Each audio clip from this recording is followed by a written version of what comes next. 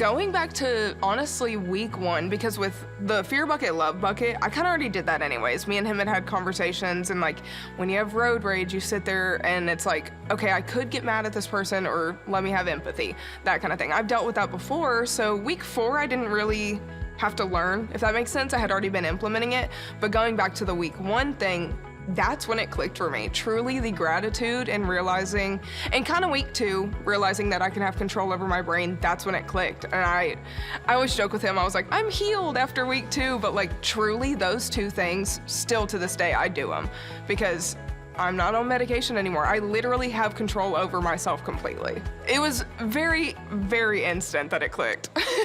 I feel like it definitely changed my life in many ways, but I would say the one that comes to mind the most is when I'm able to, shifting things from the fear bucket into the love bucket, that resembles like confidence to me. Because I would say that before starting this program, I would say it's little to none. And so now I would say I'm at a place now that I'm able to, when there is any doubtful or negative thoughts that come up about myself, and that's where I think it's hard, like when you gotta be honest about yourself or other people that maybe have done something to you in your life or you feel like was wrong or whatever example that you feel. I think being able to simultaneously recognize that like you're allowed to feel the way you're allowed to feel, but also shifting it to love. Moving things from the fear to the love bucket, I realized that I was afraid of things I didn't even know I was afraid of. I didn't realize that there were some things or some ways that I would react, and I was reacting out of fear, as opposed to logic or love or clear thought. It was a knee-jerk reaction that I didn't even know that I had. I think one of the first things I noticed was a little bit calmer nature that just kind of came from within him. I think we struggle to find our place, especially in the workforce. A lot of it's high stress and it's high demand. I think pretty quickly within a week I saw some inner peace, some confidence, more vocal.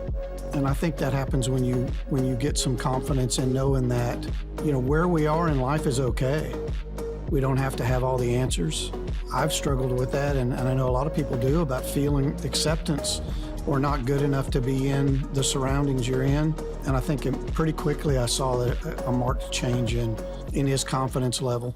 I think just the saying like the fear bucket and the love bucket, that ultimately was a big perspective change, but it was just kind of one of those eye-opening things of like, you can either live your life in fear or you can live your life in love. And I mean, it takes you 2 completely different directions, but it's not really something that you would have thought of, you know? The first one that comes to mind would obviously be, road rage. I know everybody is everyone is a different person behind the wheel.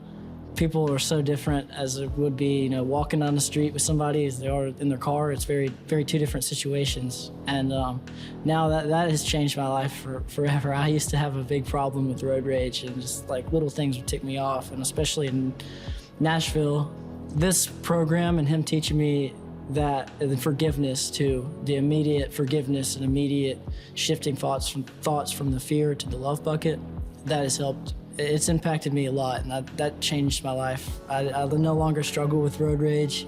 Things that happen to me tend to surprise passengers that have been with me and known me my entire life. When I say things like, I hope he's okay, I forgive that person. That's something that I've taken with me from this, and I use it every day, and it's something that I've noticed has not changed since. Accolades, you don't need somebody else to lift you up. You don't need a better job. You don't need a better house. You just need to be healthy, and you should be able to find peace and joy in everyday life. Any other thoughts of, I'm miserable now, but if I could just do this, it's not coming. It's a falsehood. And the older we get, we realize that. And I did the same thing. I thought when I got a better job, I'd be happy. I thought when I found the right woman, I'd be happy. I found her. She's great. My wife is my best friend, but I'd still be miserable. You know, I love my wife to death, but she can only bring me so much joy. I have to find peace and joy within me. You get a temporary bump of happiness and joy and self-confidence as you go and you accomplish things that you set out to do.